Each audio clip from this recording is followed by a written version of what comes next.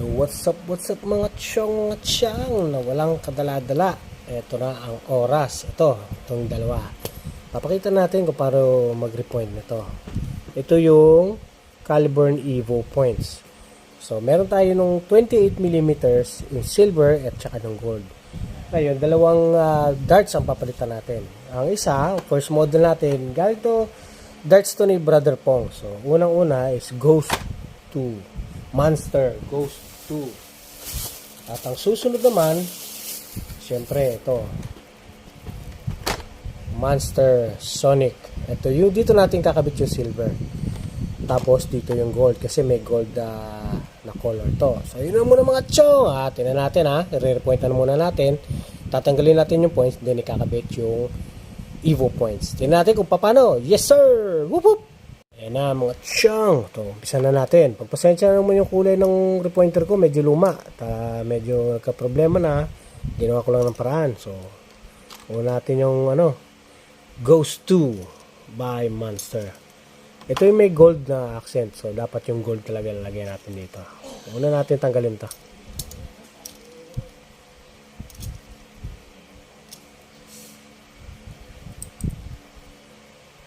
Sana madali lang hugutin to. Kasi minsan may mga bago. Talagang mahirap hugutin.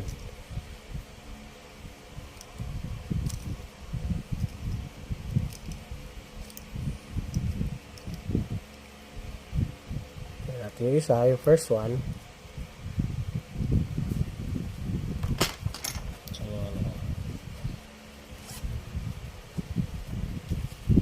kailangan natin to. Tapos sumikip.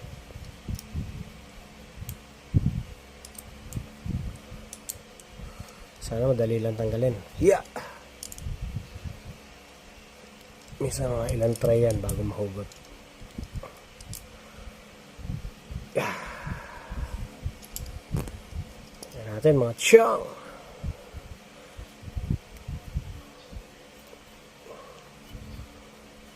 Oop! Hindi. First try. Nega. Tanggal. Oh. Tanggal, madalis lang, mabilis. Alright, mga tiyong.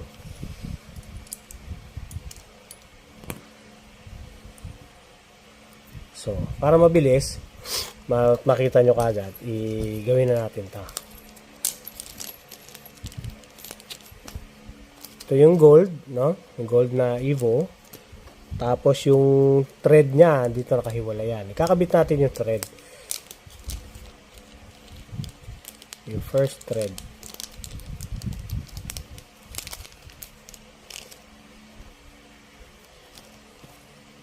Diba? Ito yung thread, oh. Ito yung papasok sa loob. So ito yung point kumakabit diyan. So tingnan natin, minsan kasi may nangyayari yung baka maluwag yung yung thread, yung point pag pinasok mo yan. So, ito, makikita natin, sakto, matigas. So, walang problema yan pag nilagay natin sa loob. Meron isang pamparaan na meron tayong adapter. Mamaya, yung susunod na natin, pakita natin yung may adapter tayo. Ano ba yan? Adapter thread. Ito, yung adapter, So, instead yung point na ipapasok nyo, gagamitin nyo muna to, tapos ito yung tatanggalin. No, pero diretso na natin para makita ninyo. Isang importanteng bagay nga pala mga tiyong, kailangan pagka kabit nyo itong Evo points, diretso yan. Diretso yung repointer nyo, walang problema sa yung angle ng ng pagkakapasok ng point sa barrel, gaya nito, diretso lang yan. Minsan kasi pag sobra-sobra, magkaroon ka ng chance mabali o mabaliko. Yung dating points, yung Evo points nga pala, yung unang-una, ang problema doon, yung pinaka-point, yung pinaka-pumapasok sa barrel, parang sobrang haba. So, hindi siya lumalapat. Yan, kita natin. Tingnan nyo. Kita nyo, 0-0 yan. So, yun yung, pag sinabi 0, yung lapat na lapat o flush na flush, doon sa end ng barrel at saka yung sa point. So, pag ganyan, so, ibig sabihin yan, lapat na lapat yan. So, hindi siya masyadong magkakaroon ng chance magkabali-bali yan. Tingnan mo. Ibig sabihin flush diretso siya. Ayun oh. Kasi nagkakaroon ng chance mabali yan pag merong space yung gitna nung point, yung slider ng point at saka yung barrel. Pag merong space yan, pag bumagsak yan, mababali talaga kasi yun ang magiging stress point. So pag bumagsak ang point, doon nababali. So siyempre mahirap hugutin yun. Ngayon, kung mabali mo ng point mo, dito mabali sa mga groups niya, walang problema. Kita mo naman. Flash na flash. Pero pag 50 pinilit, kung gusto mong palitan ng point, ganyan na lang. Nasa loob na yung thread. Kita nyo naman. Ito yung ipapasok doon. Di ba? Pag bumili kayo nito, message lang kayo kung gusto nyo. Kung ma-suggest ko sa inyo kung meron kayong bagong barrel na paglalagyan. Kaya, syempre, kung order kayo, mas maganda na bagong barrel ang gagamitin nyo. Kasi talagang siya, mas ideal siya. Kasi may mga barrels kasi maluwag na eh. Pag hindi mo na kailangan repointer, sasalaksak mo na lang, pasok na yun eh. So yun naman yung nagiging problema niya. Kita mo naman, ang ganda ng darts na to. Ghost. Diba? Ngayon, madali na siyang hugutin.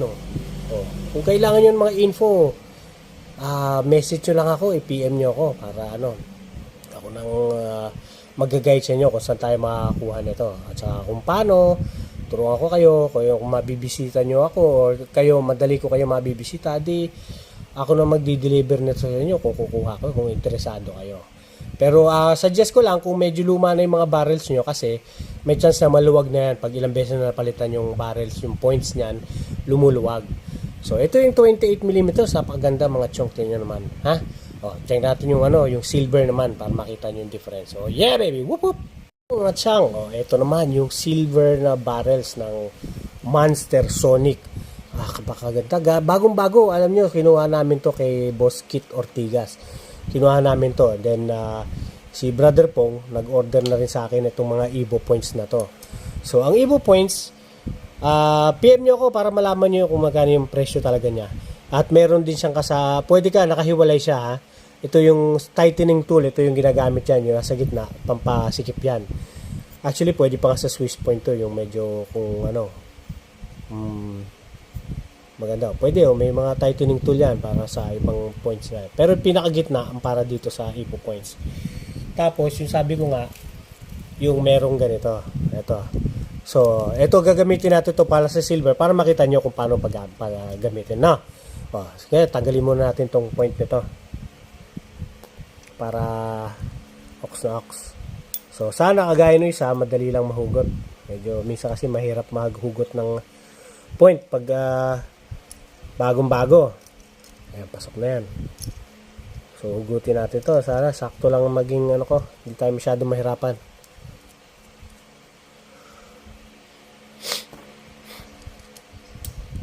Nakita ko na paano paggamit ng tightening tool tsaka yung adapter. Pwede na natin ipakabit yung diretso with the point, pero pakita natin yung with the adapter today. Ayan mga chong. So, tight, dapat tight. Sakto lang, huwag sobra-sobra dahil baka mahirapan na kayong buksan mamaya. O baka ma-damage yung repointer tool dito. Baka mabali. Ito sana madali lang mabukas, mahugot. Uy, wow, suabe mga chong, one time, big time. Tanggal agad. Di ba? Yung mga kung gusto niyo, kung interesado ka sa mga ganitong repointer na to, marami kay Boss Felix Mascardo. Message nyo lang siya, marami doon. Kung compared sa medyo mas mahal-mahal, syempre ayaw nyo medyo mahal. Kung ang budget nyo lang sa medyo mura-mura, maliit lang, pero advisable taga meron tayong repointer sa bahay. May kanya-kanya tayo repointer mga chong. Ito natin. So, yung kanina, direct with the point na yung gagamitin natin. Ito may adapter point. Hindi naman siya necessarily point, pero ito yung adapter para ikabit muna natin yung yung thread sa loob ng barrel. So, ito yun, Ito yung thread. Ito yung adapter, lalagay natin. So, kailangan pantay ang pagkakalagay nyo ng adapter, mga chong, ha?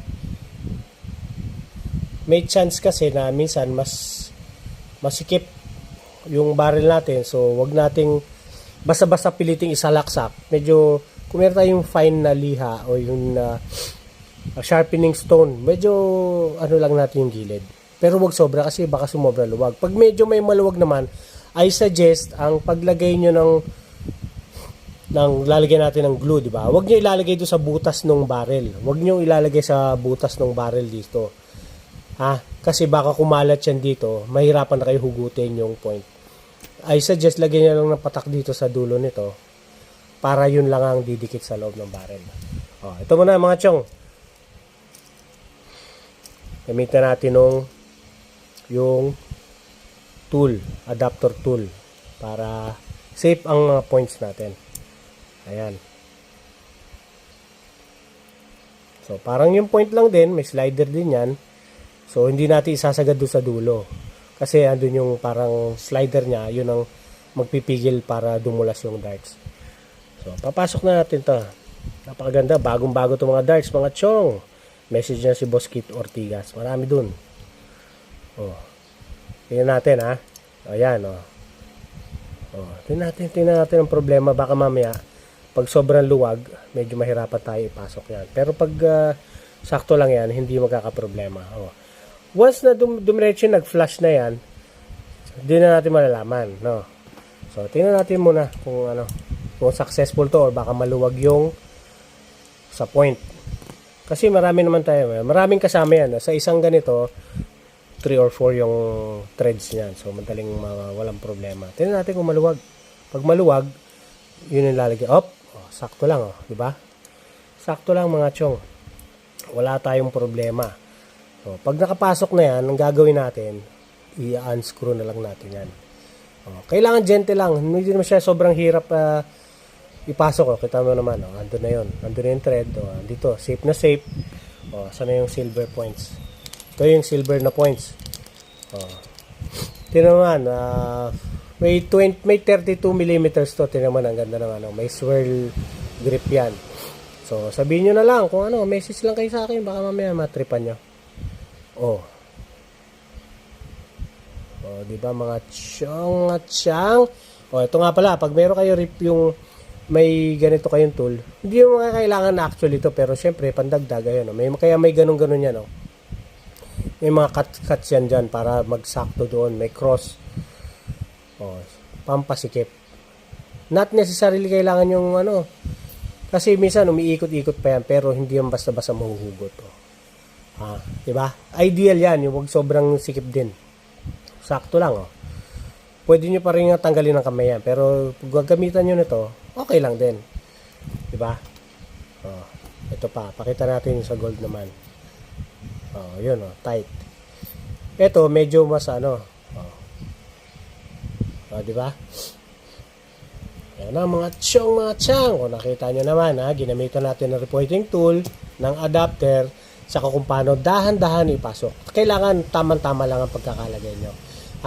Gaya na suggestion ko sa bagong barrel sana. Kasi may iba, multiple beses nyo nang pinagpalit-palit ka ng mga points, medyo maluwag na yon. So, gagamitan nyo pa ng super glue. Ito may thread to, nasa loob ang thread nito. So, medyo masikip na. Di ba? Ito, pag tatanggalin nyo to, kaya sinadjust ko yung repointing, yung ito, adapter. Kasi kung papalitan nyo, hugutin nyo ulit. Mas maganda ito gamitin nyo kasi para wag ma-damage ito. Pwede rin naman, kaya lang baka lang ma-damage. Mahirap na pag na-damage. Makasabihin nyo, palpak, ganito, ganyan. Pero yun ang suggestion ko, yung bagong barrels lang gamitin nyo. Diba? Oh. Yun na. Oh, tanggal na agad. Mga chong. Oh, diba? Wala nang problema. Pwede nyo naman sikipin lang kamay nyo lang mismo. Oh, diba?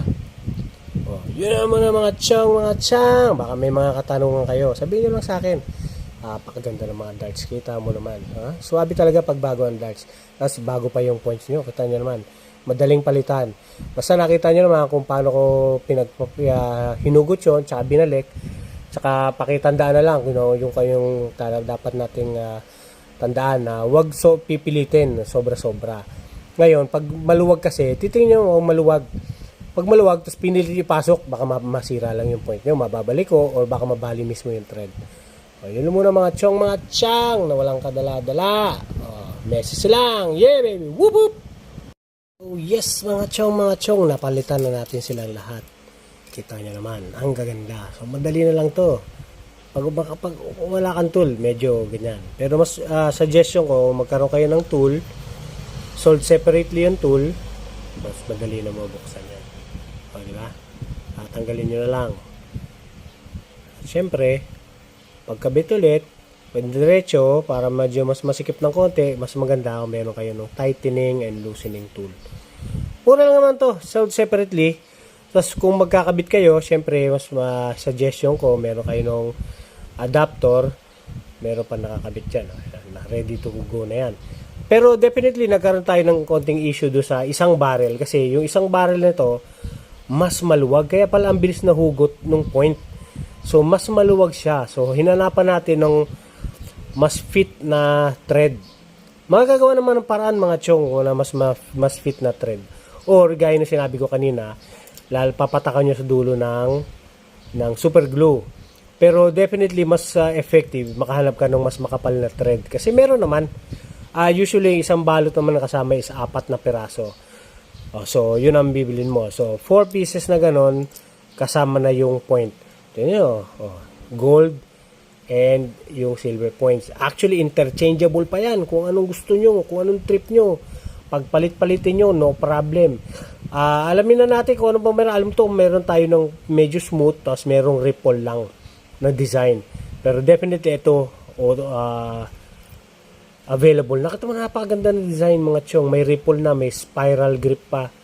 Di ba? Meron pa ito yung dito yung kakagat yung sa tightening tool. Tapos slider na yan. Once wala nang hangin yan dyan, wala nang gap, swabing-swabe na yan mga chong. Hindi na mababali yan. Matibay to. Hindi kinakalawang tong point na to.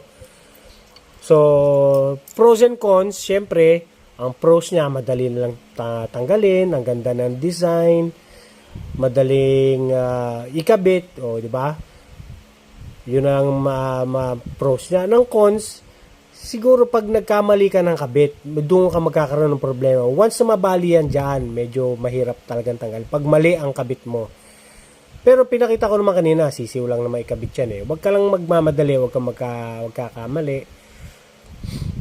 Okay na okay yan. Or, baka luma na yung barrel na ginagamit mo, paglalagyan mo, kakaroon ko talaga ng problema. Kasi usually yung mga ganun, pag pinaglalagyan nyo ng mga iba-ibang point, lumuluwag talaga yan. So, suggestion ko, brand new barrels. Parang ito, mga brand new barrels yan. Di ba? Mga chang. So, yung mga points, message lang kayo kung paano natin mahanap to. Tapos ito, yung tool, tsaka yung adapter. So, message lang kung anong gusto nyo malaman, gaguide ko na lang kayo. So, yes baby, yung mga chang, Boss Pong, okay na tong darts mo. At, syempre, kung gusto nyo mga ganitong darts, kay Boss Kit Ortigas. Yeah baby, whoop whoop!